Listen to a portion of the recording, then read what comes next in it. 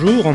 Donc effectivement, il s'est passé beaucoup de choses en 2011 et on va essayer rapidement de voir s'il n'y a pas des événements sur lesquels on a appris des choses a posteriori et qui étaient un petit peu différentes de la réalité.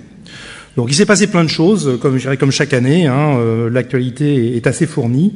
En revanche, quand on essaye de savoir si les événements mentionnés sont graves ou pas, on se rend compte que certains ne paraissent pas comme étant fondamentalement graves au départ, et puis finalement, avec le temps, on se rend compte que les conséquences sont beaucoup plus importantes.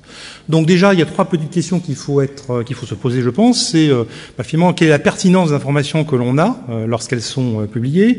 La deuxième, c'est quel est l'impact à très court terme. On apprend qu'il s'est passé quelque chose, et puis à plus long terme, eh bien où est-ce qu'on va exactement, et réellement sur du long terme, quelles ont été les conséquences.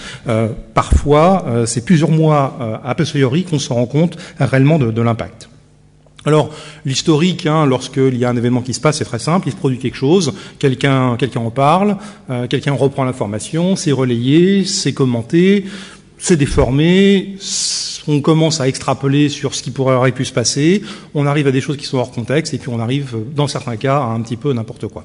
Donc on croit qu'il y a des choses qui sont passées, alors que peut-être ce sont d'autres choses, et il y a peut-être des raisons derrière. Alors parmi les grands événements qui ont pu se produire, là j'en ai cité que quelques-uns. Bien entendu, des grosses brèches qui ont été révélées auprès de certaines sociétés avec des intrusions très profondes et vraiment au cœur des systèmes avec des conséquences très importantes. Tout le monde se souvient d'Epsilon au mois de mars qui a dû arrêter une partie de ses activités. Sony, ça a été encore plus médiatisé avec réellement des arrêts longs. Komodo et RSA, on en parlera tout à l'heure avec tout ce qui est la partie certificat. Même chose pour DigiNotar, KPN. Donc ce sont toutes des choses qui sont un peu plus frais en mémoire, mais on voit aussi très bien à ce niveau-là qu'entre ce qui a été annoncé initialement et les conséquences qu'il y a eu derrière et les impacts profonds, eh bien, on a découvert des choses au fur et à mesure. Et puis sur une plus longue période, et là c'est des choses qui sont assez importantes pour être notées, d'une part parce que ça s'est produit en France et d'autre part parce que c'est, je dirais, un événement assez majeur dans la vie sécuritaire française. C'est l'annonce en mars que Bercy avait été victime d'une attaque qui avait commencé pas mal de temps avant. Donc on a appris a posteriori qu'il y avait eu des choses qui s'étaient passées. Et deuxième cas, c'est en septembre, c'est lorsque Areva a annoncé que depuis sans doute 2 ans, ils avaient été victimes d'une attaque. Donc, on se rend compte, a posteriori, encore une fois, d'événements assez graves. La communication officielle qui a suivi ces différents événements, a été, je dirais, dans certains cas, plutôt bien réussi, plutôt bien géré parce qu'on y était préparé. Dans d'autres cas, au contraire, ça a été un petit peu une catastrophe. Mais dans d'autres cas, la volonté de communiquer a été très bien ciblée, très bien cadrée, et n'a été dit que ce qui voulait être dit par les victimes.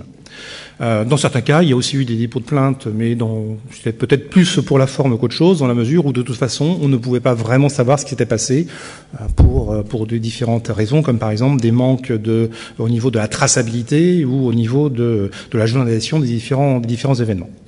Donc, dans certains cas, on a eu beaucoup de buzz. Est-ce que c'était pour rien ou est-ce qu'au contraire, on a beaucoup buzzé sur des choses sans vraiment savoir ce qui s'était passé? Est-ce que la forme, dans certains cas, n'a pas caché le fond?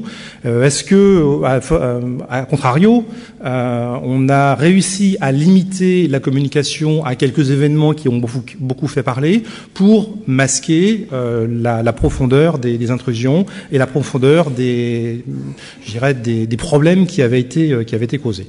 Donc, dans certains cas, on peut dire qu'il y a une gestion de crise qui a été adaptée. Dans d'autres cas, elle a été assez inadaptée. La seule chose qu'on peut en conclure, c'est que ceux qui étaient préparés s'en sont quand même mieux sortis que les autres. La constance, en revanche, dans tout cela, c'est qu'il y a eu un vrai travail de fond qui a été mené, qu'il s'agisse de Bercy ou d'Areva, mais dans les autres cas aussi, parce que là, on peut dire que la réaction est souvent très bonne. On cherche à régler le problème de façon profonde, vraiment régler à la base.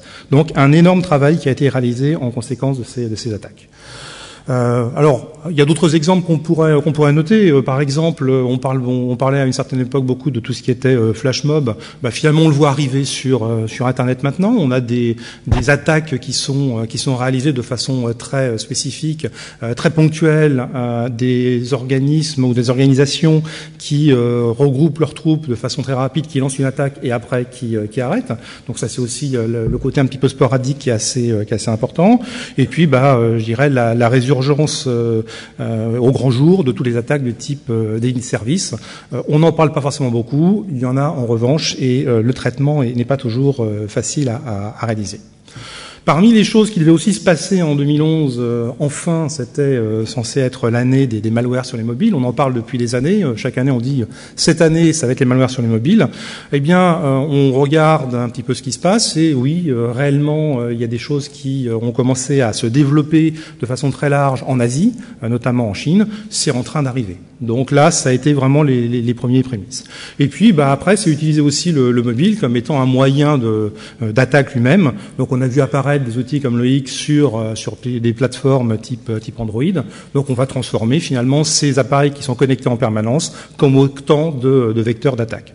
Je dirais pas on en rêvait et puis c'est arrivé grâce à Sony. Non. En revanche, ce qu'on peut dire, c'est que aujourd'hui, on est passé d'une information qui était peut-être un buzz ou peut-être on peut penser avoir été promu par des vendeurs de solutions pour protéger les mobiles en plateforme antivirale ou autre. Aujourd'hui, non, ce n'est plus de l'intox. C'est vraiment une réalité. C'est vraiment une information. Dans le cas des mobiles, un petit événement aussi qu'on peut mentionner avec une autre approche, c'est de dire, il y a Trevor Eckert qui en novembre 2001, donc il y a quelques mois, a mis en évidence que Carrier IQ sur Android avait un comportement un petit peu bizarre et semblait avoir été installé par les éditeurs dès le départ et les opérateurs. Bien entendu, la société a nié être à l'origine de ça, et la seule façon que l'on pouvait avoir de prouver que finalement ce Trevor Eckert avait raison, c'était de faire du reverse engineering. Là, c'est posé le problème tout simple, c'est si je veux faire du reverse engineering, le problème, c'est que je n'ai pas le droit de le faire. Et donc, la société Carrier IQ a menacé Trevor Eckert justement de l'attaquer en cas de tentative de reverse engineering. Donc, on arrive aussi à une autre situation un petit peu paradoxale, c'est finalement, on ne peut pas forcément prouver la réalité des menaces qui ont été détectées dans la mesure où on n'a pas les moyens formels d'arriver au bout de son raisonnement. Donc là, c'est une information que l'on peut essayer de faire passer pour de l'intox lorsqu'on est de l'autre côté. Donc, c'est un petit peu comme ce qu'on disait il y a quelques années sur Internet, le fameux FUD, la peur, l'incertitude et puis le doute, qui caractérise certaines études. On a revu apparaître dans l'étude de Symantec, par exemple, le fait que la cybercriminalité dépassait de loin le trafic de drogue. Donc, c'est quelque chose qu'on a déjà vu il y a quelques années, qui réapparaît encore. Comment est-ce qu'on peut arriver vraiment à mesurer ça? C'est sûr que derrière, ça fait parler, ça fait du buzz. Il y a peut-être une certaine réalité, mais elle est difficilement quantifiable. Donc le problème du traitement qui est fait. En termes de problématiques de diffusion de l'information, il y a aussi un autre aspect qui a été la diffusion très large d'un certain nombre d'informations, de données qui avaient été piratées, sur des lieux de stockage, des sites de copie. Alors tout le monde a entendu parler de Passbin, de Dropbox, de Megaupload, etc. On a vu apparaître plein d'informations qui avaient fuité de différents endroits. Donc tout le monde se précipite sur Passbin. On trouve des choses intéressantes, on trouve des choses qui ne devraient jamais être, bien entendu. La question aussi qu'on peut amener à se poser, c'est finalement dans tout ce qui se retrouve sur Passbin à un moment ou à un autre, est-ce que ce sont des vraies informations ou est-ce que ce sont des informations qui ont été un petit peu modifiées? Tout le monde se souvient, je pense, en France, des problèmes de listing, de vrai listing, de faux listing, d'informations qui sont modifiées dedans. Là, on peut parfois aussi être amené à se poser des questions. Et si on ne va pas essayer d'aller corréler les informations qui sont dedans, que l'on trouve, eh bien, on risque de se retrouver à propager, encore une fois, une information qui est totalement erronée ou alors qui a été modifiée et que l'on est manipulé. Finalement, la question qu'on peut être amené à se poser, c'est à qui profite le crime? Là, il peut y avoir plusieurs types de populations, hein. Ça peut être les médias, pourquoi pas, qui vont profiter pour faire du buzz. Ça peut être les éditeurs qui vont en profiter qui vont rebondir sur une actualité pour promouvoir un certain nombre d'approches ou de produits. Ça peut être des États, on l'a vu dans certaines régions du monde. Ça peut être des pirates eux-mêmes qui vont vouloir justement mettre en avant leurs idéaux. Après, se poser la question, finalement, est-ce que le fait qu'une information va se propager rapidement va venir aider ou va venir, au contraire, contrecarrer, voir aussi en combien de temps une information apparaît sur la toile, entre le moment où elle se produit et le moment où elle est diffusée. Là, dans l'actualité, je dirais courante, on a aussi des informations qui émanent de personnes qui sont pas forcément bien informées, mais qui deviennent au courant. Là, encore une fois, l'origine des sources peut être sujette à caution. Et finalement, la question, c'est à qui est-ce qu'on peut vraiment se fier aujourd'hui? Qui est fiable? Auprès de qui est-ce qu'on va pouvoir corréler les informations que l'on récupère? Donc là, j'ai repris un petit diagramme qui date de 2007. À l'époque, c'était des débats aux États-Unis entre les politiques et les scientifiques. Là, on peut se poser la même question aujourd'hui, enfin 2011 et 2012. Est-ce qu'on n'arrive pas non plus à quelque chose qui est une espèce de manipulation au niveau de l'information qui va être diffusée ou que l'on va faire fuiter plus ou moins volontairement sur Internet? En synthèse, on va partir d'une information qui sera réelle, qui sera vraie peut-être, et puis on va terminer par avoir quelque chose qui fait le buzz un petit peu partout, qu'il s'agisse de vulnérabilité. Quand un chercheur trouve une vulnérabilité, comment est-ce qu'on fait pour prouver que c'est une vulnérabilité réelle et que ce n'est pas simplement quelque chose qui lui sert à se mettre en avant, ce dont il sera accusé par les éditeurs qui sont a priori victimes ou qui sont coupables de ne pas avoir fait correctement leur travail, les fuites d'informations, il y a le problème de l'image aussi. À partir du moment où il y a une découverte et de l'annonce, en combien de temps est-ce qu'on y arrive et est-ce que cet écart de temps n'est pas significatif de quelque chose? Donc il faut essayer d'arriver à qualifier, à analyser de façon correcte l'impact réel d'une découverte, d'une annonce. Et quand on ne sait pas, essayer de trouver de l'information ou de se rassurer ou d'avoir un support auprès de personnes qui, elles, doivent savoir. Donc voilà quelques idées. Juste après, vous allez avoir Pierre Caron qui va reprendre certains des thèmes et les détailler avec des vraies informations qualifiées. Vous pouvez lui faire confiance, il n'y a aucun problème.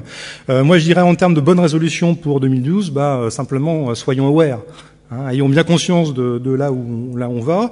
Aujourd'hui, j'espère que dans la salle ou même sur Internet, lorsque vous cliquez sur un lien, c'est parce que vous avez réfléchi. J'espère. Eh bien, lorsqu'on porte une information qui a été tweetée, retweetée et re-retweetée dans tous les sens, finalement, quelle est vraiment l'origine? C'est ça qu'il faut essayer de voir. Et puis, essayons encore une fois de corréler les sources. Ça évitera sans doute de faire des erreurs et ça nous permettra sans doute de savoir de façon un petit peu plus fiable si on est en train de se tromper ou si c'est une information réelle et donc un réel incident de sécurité. Merci.